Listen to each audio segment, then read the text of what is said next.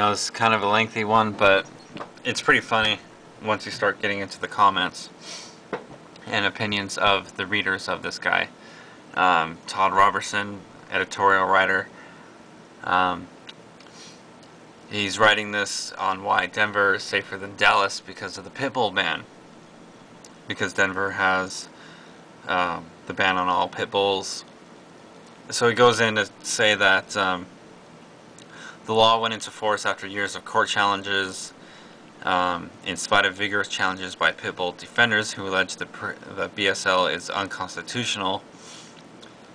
He's basically saying the Constitution, it seems, was not written for dogs in mind. This is a major southern Dallas issue because in spite of increased city enforcement of stray dog laws, pit bulls continue to roam freely. I spot them regularly when I go to southern Dallas, and I also see them when I'm in my own neighborhood of Old East Dallas. So he's condemning, so is he like condemning pit bulls because they're strays? Because they just happen to be strays? So all pit bulls are strays? So they should be banned? I'm like, is that what he's trying to say? So I don't really get what he's trying to say there. Most cities are reluctant to follow Denver's lead, not because they think Denver is wrong, but because they're too afraid of the high legal bills they'd incur defending such bans in court. Because they know that BSL does not work, that's why. Denver was willing to risk the expense for the sake of the residents' safety. And Denver's law is believed to have significantly reduced the rate of fatal and non-fatal attacks in the city. Here we go. Here's where it starts to get interesting. Denver's attack rate is about 3% of the national average according to dogsbite.org, which supports Denver's ban. Shocking. And click for an excellent historical Denver experience with this legislation. I don't think so. Which ironically was posted on the web by the California Police Chiefs Organization.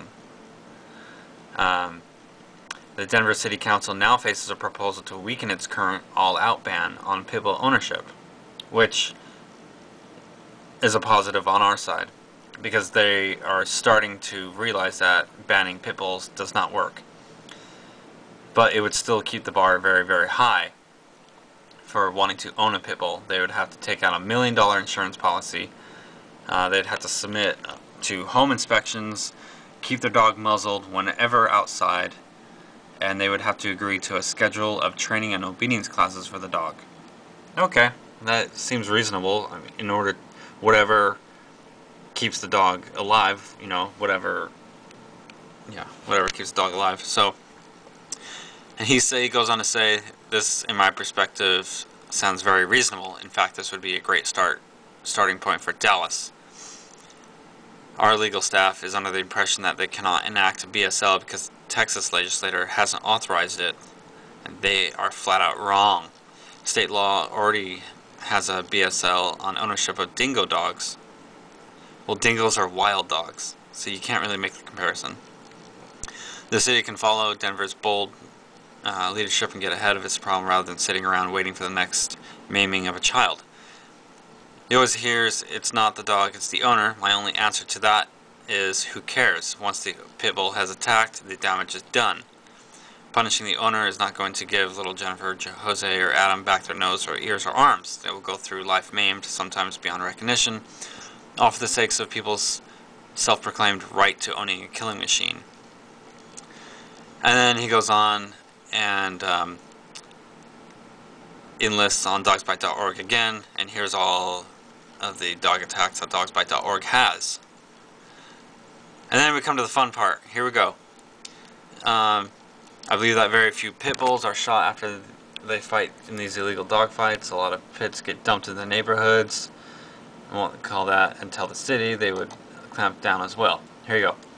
You might want to read the new American Bar Association book, A Lawyer Guide to Dangerous Dog Issues, and see that the breed discriminatory laws simply have never been proven to protect the public. I can't believe you are using the Dogs Bite website. It's incredibly inaccurate and incomplete. If you want real data, go to the National Canine Research and Council website. This is America. Dogs shouldn't be seized from their owners and simply killed by someone who thinks they look like a pit bull. It's incredible irony of thinking a PDF that discusses the pit bull ban with a menacing picture of what appears to be an American bulldog. You cannot fix a human problem by fixating on the objects. And you go on. Talked about dog dumping. Will you please look at the blog? I've been keeping dog attacks. You sound like a pit bull hater. I do not blame you, though. Many of us are ignorant and refuse to learn the truth.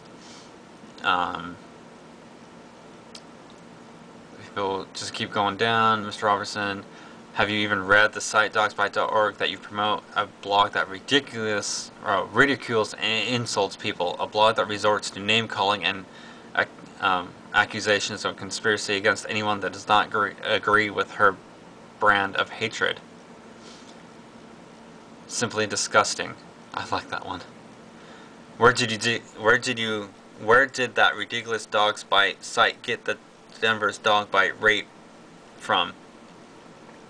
That's absurd. It's just not true. Where's the one that I really want you to hear before I run out of space? Todd, sorry, you lost all credibility with me once you mentioned dogsbite.org. There are anything but scientific measures, and you single-handedly degraded your writing ability in the reference. Don't be lazy. Do research.